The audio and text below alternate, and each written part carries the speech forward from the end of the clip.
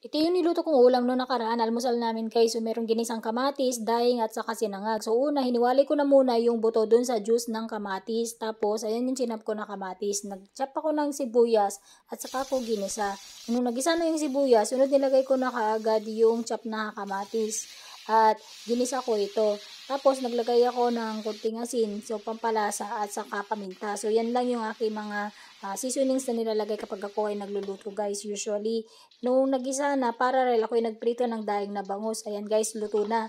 Tapos nagdiktik ako ng bawang para sa aking sinangag. Yung pinagprituhan ko ng kawali ng daing na bangus, ayun na din ang ginamit kong pang sinangag para mas malasa yung ating sinangag na kanin. Naglagay din ako ng asin. Tapos nung nagisa na yung ating kamatis dun sa kabilang kalan, so nilagay ko na yung juice. So nandyan yung pinaka-nutrients sa kamatis. Ang kamatis ay may anti-cancer properties. So sayang din naman kung itatapon yun. Tapos naglagay na ako ng maraming itlog. So mas maraming itlog, mas masarap ang ginisang kamatis. Hinalong ko ng konti at hinayaan ko lang na maluto yung kamatis. Tapos dun sa kabilang kalan, dun naman yung aking sinangag. So sabay na silang aking niluluto. Nung medyo natuyo na yung kamatis, so hinalo ko na ulit. Tapos naglagay ako dyan ng konting asukal para mabawasan ng konting asim at mas masarap ang ginisang kamatis. Tapos ayan, ready to serve na. So, luto na rin yung aking sinangag na kanin. Masarap itong combination, sinangag na kanin, kamatis na ginisa at saka daing na bangus. Kain tayo guys!